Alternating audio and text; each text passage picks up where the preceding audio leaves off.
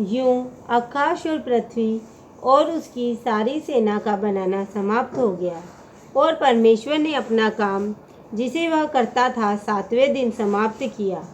और उसने अपने किए हुए सारे काम से 7वें दिन विश्राम किया। और परमेश्वर ने 7वें दिन को आशीष दी और पवित्र ठहराया, क्योंकि उसमें उसने सृष्टि की रचना के अपने सारे काम से विश्राम लिया। आकाश और पृथ्वी की उत्पत्ति का वृत्तांत यह है कि जब वे उत्पन्न हुए, अर्थात जिस दिन यहोवा परमेश्वर ने पृथ्वी और आकाश को बनाया, तब मैदान का कोई पौधा भूमि पर न था और न मैदान का कोई छोटा पेड़ उगा था, क्योंकि यहोवा परमेश्वर ने पृथ्वी पर जल नहीं बरसाया था और भूमि पर खेती करने के लिए मनुष्य भी नहीं था। तो भी कोहरा पृथ्वी से उठता था, जिससे सारी भूमि सींच जाती थी। तब यहोवा परमेश्वर ने आदम को भूमि की मिट्टी से रचा और उसके नथनों में जीवन का श्वास फूंक दिया और आदम जीवित प्राणी बन गया। और यहोवा परमेश्वर ने पूर्व की ओर अदन में एक वाटिका लगाई और वहाँ आदम को जिसे उसने रचा था रख दिया।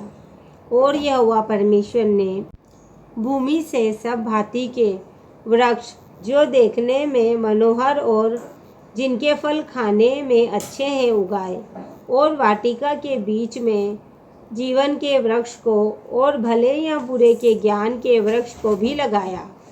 उस वाटिका को सींचने के लिए एक महानदी अदन से निकली और वहाँ से आगे बहकर 4 धाराओं में बट गई।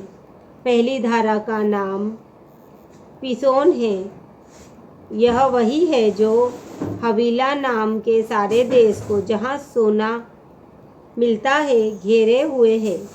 उस देश का सोना चोखा होता है, वहाँ मोती और सुलेमानी पत्थर भी मिलते हैं। दूसरी नदी का नाम गिहोन है। यह वही है जो कुश के सारे देश को घेरे हुए है। और तीसरी नदी का नाम हिद्देकेल है। यह वही है जो असुर के पूर्व की ओर बहती है। और चौथी नदी का नाम फरात है। तब यहोवा परमेश्वर ने आदम को लेकर अदन की वाटिका में रख दिया कि वह उसमें काम करे और उसकी रक्षा करे। और यहोवा परमेश्वर ने आदम को यह आज्ञा दी, तू वाटिका के सब वृक्षों का फल बिना खटके खा सकता है, पर भले या बुरे के ज्ञान का जो वृक्ष है उसका फल तू कभी न खाना, क्योंकि जिस दिन तू उसका फल खाएगा उसी दिन अवश्य मर जाएगा। फिर यहोवा परमेश्वर ने कहा, आदम का अकेला रहना अच्छा नहीं, मैं उसके लिए एक ऐसा सहायक बनाऊंगा जो उससे मेल खाए। और यहोवा परमेश्वर भूमि में से सब जाति के बेनेले पशुओं और आकाश के सब जाति के पक्षियों को रचकर आदम के पास ले आया कि देखे कि वह उनका क्या क्या नाम रखता है। और जिस जिस जीवित प्राणी का जो जो नाम आदम ने रखा, वही उसका नाम हो गया। अतः आदम ने सब जातियों के घरेलू पशुओं और आकाश के पक्षियों और सब जातियों के बनेले पशुओं के नाम रखे, परंतु आदम के लिए कोई ऐसा सहायक ना मिला जो उससे मेल खा सके। तब यहोवा परमेश्वर ने आदम को भारी नींद में डाल दिया, और जब वह सो गया तब उसने उसकी एक पसली निकालकर उसकी जगह मांस भर दिया। और यहोवा परमेश्वर ने उस पसली को जो उसने आदम में से निकाली थी स्त्री बना दिया और उसको आदम के पास ले आया।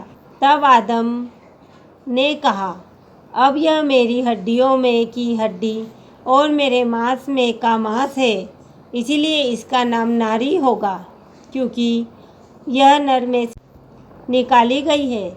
इस कारण पुरुष अपने माता पिता को छोड़कर अपनी पत्नी से मिला रहेगा और वे एक ही तन बने रहेंगे।